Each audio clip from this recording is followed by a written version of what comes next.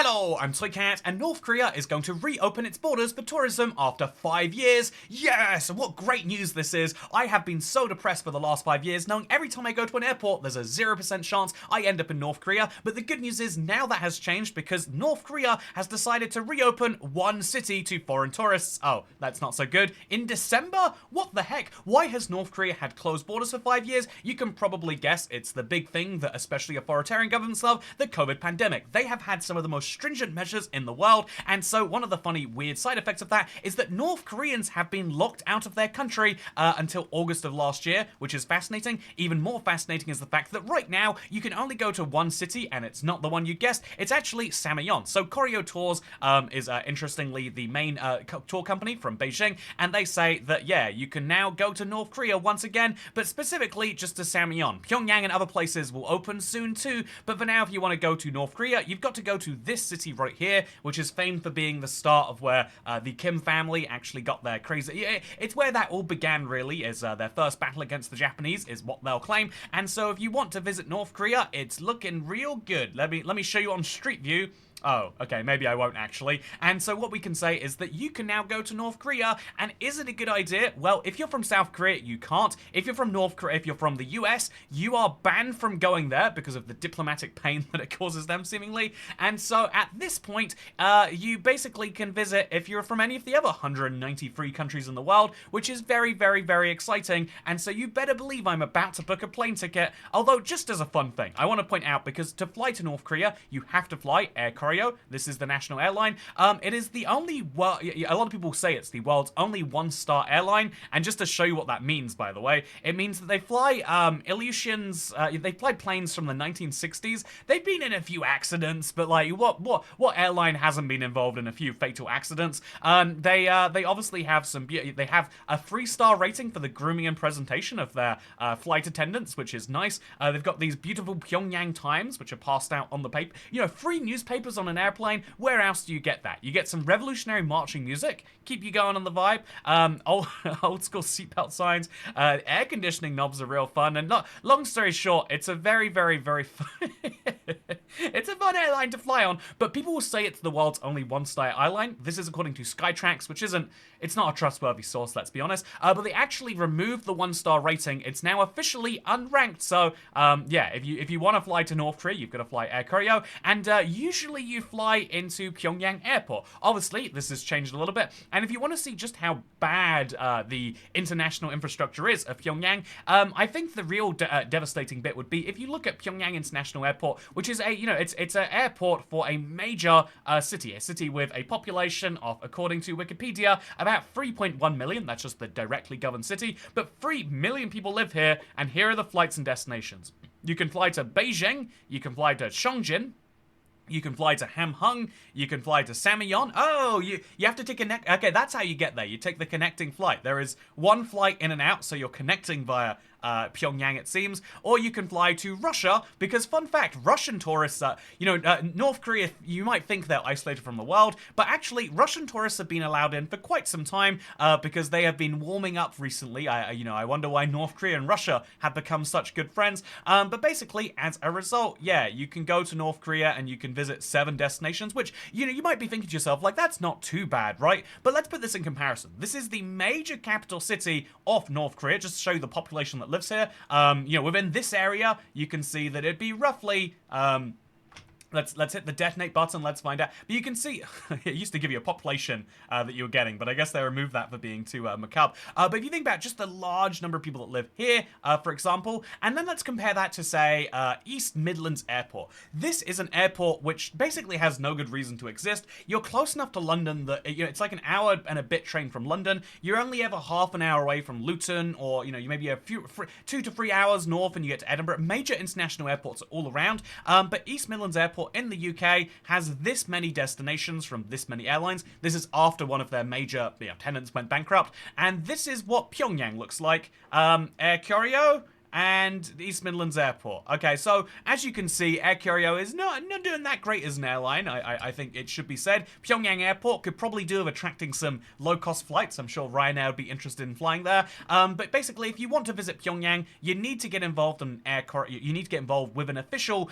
North Korean travel agency, most of which operate out of China, and you need to fly on their national airline. And well, I mean, good luck with that one, I guess. So at this point, I guess it should be worth going into. Okay, Toycat, you made these jokes, but are you going to North Korea? Because it is a country I would love to visit. I've said this before, but a lot of people have this bold stance against, I won't go there, and I think voting with your feet is an important thing to do in day-to-day life, but weirdly, I feel like travel is one of those places where it's worth seeing places even if you vehemently disagree with them. I feel like there are different ways of life in the world that I would love to experience. However, North Korea is explicitly on my do not go list, not because I think there's a high chance something bad would happen to me, although after making videos like this, who's to say, right? But it's not necessarily because I think bad things will happen to me if I go to Pyongyang, but instead I feel like the bigger risk to me, the bigger concern is, well, I mean partially that, but also partially the fact that you are not going to ever see the country from a normal perspective, and you have a high risk from doing that. You're never going to actually see what it's like to live in North Korea. I would love to know what's going on in Sangwon, for example. They've got a cool end pact. I want to know what's going on with this little town. I can see it from a satellite map in very, very, very low resolution over here. But what's it actually like? Are the people happy? How is life for them different to us? These are the questions you can't realistically get answered, and it's real sad. And so at this point, I have to bring up the fact that I am someone who tracks the countries I go into. I think you call this like a map scratcher, right? I love the idea of just knowing which localities, which governments I've been temporarily under the control of, right? And I've been to 51 of 196 countries. I feel like it's surprising looking at this map. It looks like I've been barely anywhere because of my very, very under visiting of South America and of Africa here. It looks like I've been to easily 10% of the world, but not much more than that. But apparently this counts as 51 countries, including, by the way, the 4 world's largest. But interestingly, if you look at this map for just a second, you can see something which I think is interesting at the very least, and it's the fact that there are some countries on this map that will prevent me from getting to 196. What are those countries is what I figured would be worth answering, because I think lots of people have this same reaction to knowing North Korea is going to open, which is, yeah, I'm not going to go there, but where else should you probably not go? Well, the easy answer is Iran. The UK government says, please don't go to Iran.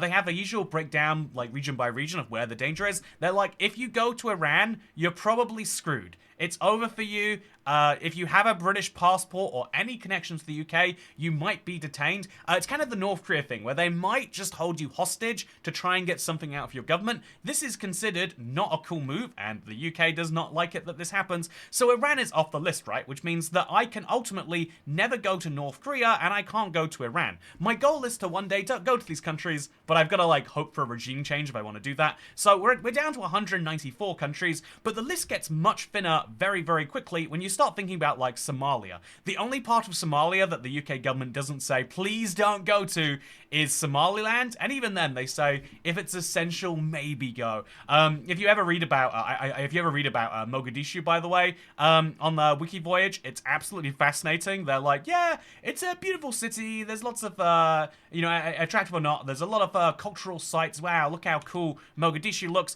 and then they're in safety, it's like, well, here's the deal, it's very dangerous if you're independent. Also, if you are white at all, or any amount of foreign, you're regarded as wealthy and a target for crime. You need to be accompanied by hired guards and ride in an armored car. Smash and grab break-ins are possible on non-armored vehicles. Ensure your hotel has armed guards. And do not trust valuables to be left in your room. I think this is wild that you need to have a soldier to protect you, but that is at least the claim for Mogadishu, which means that, yeah, okay, we have to rule out another country from our list. We're not going to Somalia. Maybe one day we'll go to Somaliland, but it looks like right now we're having a little bit of an issue there. But then it gets worse, because even some countries which are relatively safe, so I also, by the way, I should point out, if you go to Somalia or you go to Iran, the fun fact, the US will, here's the fun thing about this, is you might think well, Toycat, just go to North Korea on the tour, eat the McDonald's. There isn't any, by the way, I've checked. Let's check again, just in case. McDonald's, McDonald's, Pyongyang. Yeah, I feel like they're gonna have a McDonald's in Pyongyang, right? Oh, look, there we go. Hey, wait, is that? No, it's in China. This is if you're in Pyongyang and you want McDonald's, boy, it looks like it's a terrible time. You gotta drive. What's that? You gotta go. You gotta go 100. Wait, actually, only 101 miles. Pyongyang is only 101 miles from China. I really overstated it. I assumed that it was just North Korea was a much bigger country. Anyway, these videos are very well prepared, as you can always tell. So one of the fun things about trying to visit every country is not only the fact that you can't eat McDonald's while you're there, but also there's a sequencing effect that you can't just go to Iran and then expect to be able to go into the US. The US says to you, yeah, you can come in visa-free unless you've been to one of these countries: Yemen, Syria, Sudan, Somalia, North Korea, Libya, Iraq, and Iran. I think Iraq is really bizarre to be included on there, and even more interesting is they included Cuba on there since the 12th of January 2021.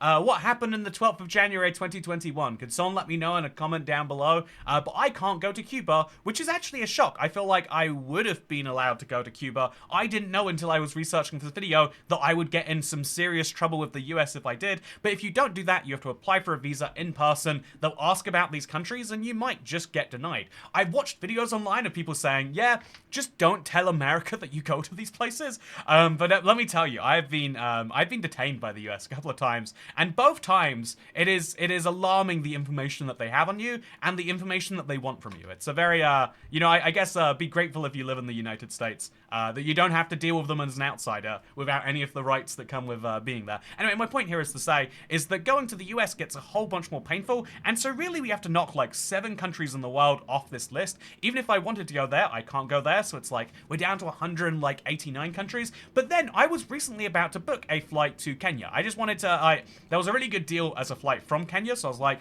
I'll hang out in Nairobi for a couple of days, and I just decided, like, let's just make sure it's, let's just work out what basic safety precautions I should be taking. I think in most parts of the world, you don't have to worry too much about this. Everyone always says there's pickpocketers all over Europe, but I've never seen one, for example. I feel like there's some advice that's old, but if you read about Nairobi, it's like, yeah, just watch out for snatch and grab or con artists or groups of people. Scams can be elaborate, and, ultimately, the only thing you got to worry for is the fact that, yeah, if you're going for slowly through traffic, keep your windows closed and valuables out of reach. Yeah, it's fine. Don't use your phone when you're in the back of an Uber, or you will get it stolen from you. That blew my mind to learn that's a thing, by the way. But also, make sure that your wallets are not displayed prominently. Also, watch out for this area with the Somalian migrants and refugees. Most Kenyans will not go there for fear of their safety. Tourists would be wise to avoid it day and night. There's been grenade attacks in the city, so just watch out for the grenades and don't use your phone or your wallet, and also try not to go places at night. And so yeah, if you just stay on this one safety street where there's 10 to 15 guards, you'd probably be fine. Yeah, if you always take taxis and don't go anywhere at night, and ultimately don't show anything valuable and don't look white, you'll be fine. You'll be just great. And it's like, oh man, that is a heavy thing to take on. And so at some point, visiting the whole world does come with a bit of a follow-up of like, do you actually want to go there? But the thing is, right, all of those criticisms sort of apply for, like, very low-income countries. But interestingly, North Korea is the weirdest example of a country that is, you would expect it to be, again, if it weren't for the government being very, very rude to foreigners, let's say, you would expect that North Korea was actually a place, I feel like, actually, you know what, let's confirm. If I'm using this as my source for this, Let's see what it says for safety in Pyongyang. So we're going to Pyongyang. It's like, yeah, it's a safe city for foreigners who follow the rules. How ominous that is, by the way. But yeah, I feel like it'd be a safe city to visit. And so what I really like is a nice regime change or two, so I can finally go to these places. Come on, North Koreans, if you're over there, vote for it. That's how your government works, right? I'm pretty sure. But yeah, I feel like for now, if you want to go to North Korea, just don't be bad-mouthing them in internet videos like this one. Oh. Okay, yeah, anyway, with that said, I hope you enjoyed today's video. If you did, then I want to just, I'm going to do something crazy. Never done this before. I want to tease something that I just found out about today that really excited me. It's called OSRS Guesser. So it's old school RuneScape, and you can look around the map. It's GeoGuessr, but around the old school RuneScape map. I am so excited to do precisely that. I think it's so dumb. And yeah, I'd love to talk about video game maps some more. But for now, visit North Korea and use code TOYCAT to get 10% off, or beaten within an inch of brain death. You know, one of the two. Who knows which will happen to you. So, yeah, Pyongyang. Look how nice it looks. Don't you... Like, it looks like a city frozen in time in the most fascinating way. Not this one. This is fancy. It looks... I'm fascinated by the country. It looks like it's got nice weather. Look at that. It's September. It's August right now. It gets mostly 29 degrees. In September, 25 degrees, 14. It's my dream country for weather. It's my dream country in terms of how safe it is. You know, I don't have to worry about not using my phone in the Uber. And, you know, it's my dream country in terms of looking like the Soviet 80s. Actually, maybe not that one. Anyway, with that said, hope you all enjoy this video. Go visit North Korea. This video was sponsored by the North Korean Tourism Agency. And I look forward to seeing you in the next one. Unless I don't. Bye. Just kidding. Second channel, don't care.